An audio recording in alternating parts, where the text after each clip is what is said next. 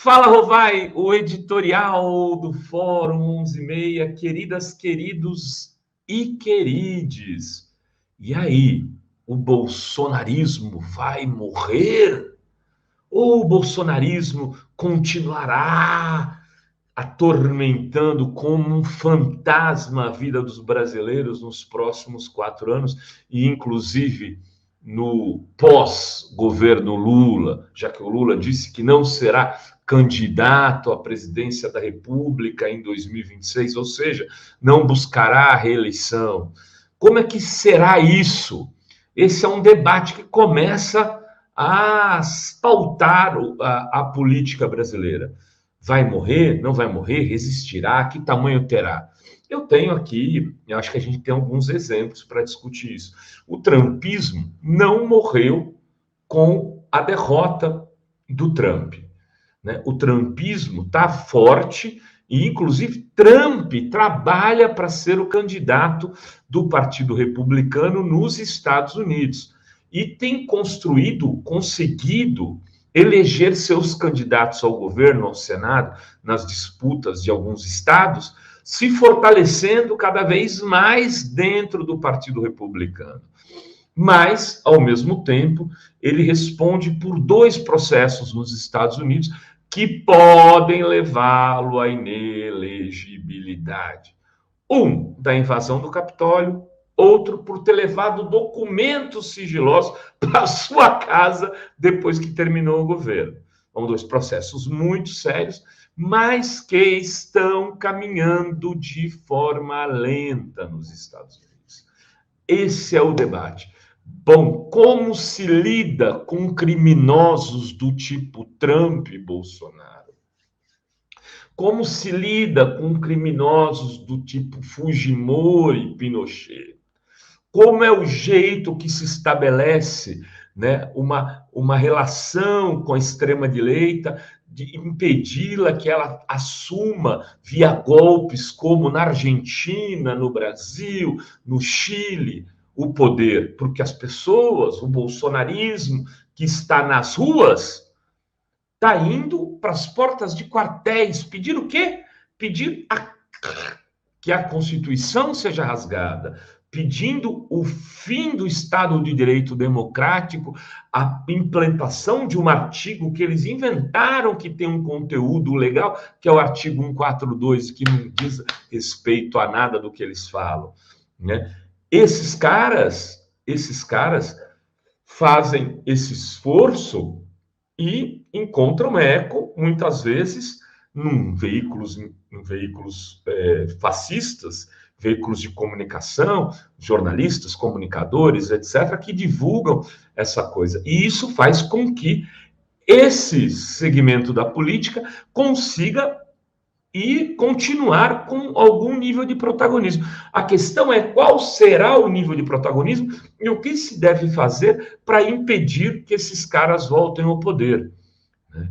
Para impedir que esses caras voltem ao poder. Na Argentina, aliás, quero recomendar, eu assisti Argentina 1985, um filme que tem como ator principal o Darín, né, que é um dos maiores atores da história da Argentina, e ele trata de um processo, né, realizado lá na Argentina, nesse ano de 85, de criminalização, de investigação dos crimes da ditadura e que levou à cadeia pessoas que tiveram poder naquele momento histórico.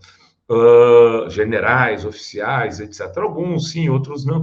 Quer dizer, qual que deve ser a estratégia para lidar com esse segmento? Primeiro, é preciso ir para cima do ponto de vista legal. Não tem a menor dúvida disso. Então, é preciso fazer como a Argentina fez com Vilela. Se for o caso, cadeia, prisão perpétua. Bolsonaro cometeu uma série de crimes impressionantemente mais palpáveis, até mais fáceis de mostrar, como a questão do Covid. Ele jogou contra, né, a cura, o tratamento, a diminuição de mortes. Ele tem que pagar por essas ações. ele tem que pagar. Então, um crime que precisa ser investigado, mas não mais por CPI, mas por um tribunal penal, é da ação dele durante o genocídio. Aí depois tem uma série de outros. Esses crimes têm que garantir a inelegibilidade, ao menos de Bolsonaro. Porra, vai, o que você está falando? A gente, então, vai começar a levar o Brasil para esse tipo de extremismo? Não. Extremista se trata assim. Lula não é extremista. Fernando Henrique não é extremista. Nem Temer é extremista. Temer é golpista. Bolsonaro, ele é um cara que atua fora, como ele diz, das 4 linhas da Constituição. E ele tem que ser, sim, estripado, né, como um cancro do processo político brasileiro. E eu espero que se faça o mesmo agora com Trump, para que ele não volte no ano que vem na reeleição de Biden, porque há chance de ele ganhar. Então, é preciso fazer isso. Essa é a primeira questão. Segunda, né, eles vão ter força para resistir, isso também depende de como as instituições atuarem. Por exemplo, é preciso agora, mais do que nunca, combater as fake news nas plataformas. É preciso discutir o papel das plataformas de internet na democracia. Elas não podem ser espaços de disseminação de pedofilia, de nazismo, de fascismo, de golpes, de golpismo. Elas têm que haver um nível de regulamentação que não transforme o Brasil num espaço de extremistas. Né? E sim, veículos como a Jovem Pan, que está tentando se livrar do bolsonarismo agora, tem que ser investigados pelos crimes que cometeram. Jovem Pan tem que fazer parte desse acerto de contas, como exemplo para que outros veículos não façam igual. Teu Terça Livre, que não está preso até agora porque fugiu, o Alan, que impulsionou ataques a ministros do Supremo, que pregou assassinato a ministros do Supremo, seu Oswaldo Eustáquio, esses caras têm que ser, sim, julgados pelos crimes que cometeram. O julgamento, o acerto de contas com esses crimes é que permite que a gente garanta a democracia no futuro. Qual tamanho vai ter o bolsonarismo, Rovário? Vai depender de quão eficientes nessa tarefa do acerto histórico com os crimes que eles cometeram, que o campo progressista e os democratas de todas as matizes políticos venham a ter.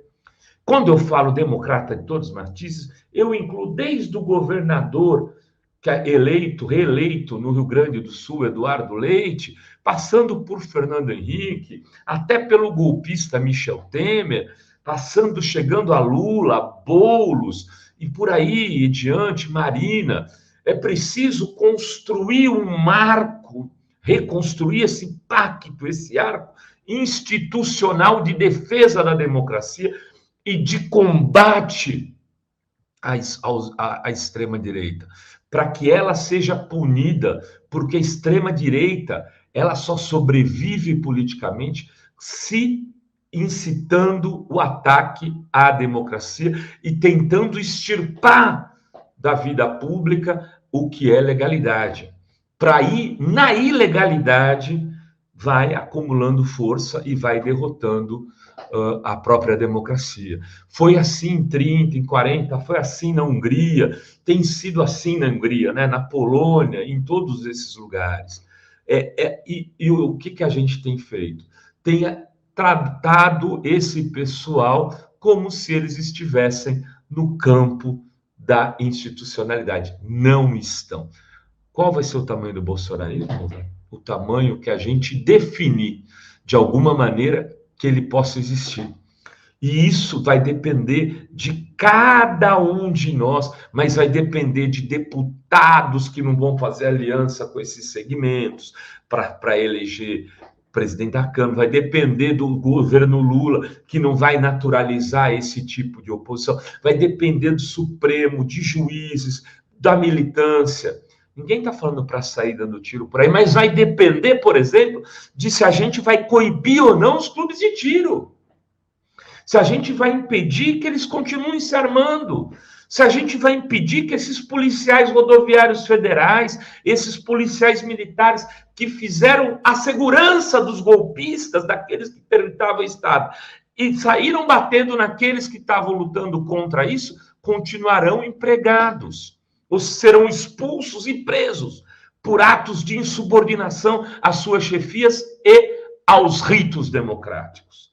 É necessário fazer o acerto de contas, se a gente não quiser ser derrotado por eles no futuro. Este acerto de contas não é um acerto de contas político-partidário, é um acerto de contas pela democracia, em defesa da democracia, em defesa dos direitos humanos, em defesa dos povos originários, em defesa das mulheres, em defesa de todos aqueles que morreram, né, de forma criminosa pelo genocídio implantado por Jair Bolsonaro e seus asseclas no tratamento do Covid no Brasil. E em defesa de tanta gente, do meio ambiente, enfim. Era isso que tínhamos para hoje nesse Fala Rovai. Beijos, beijos e beijos a todas, todos e todos.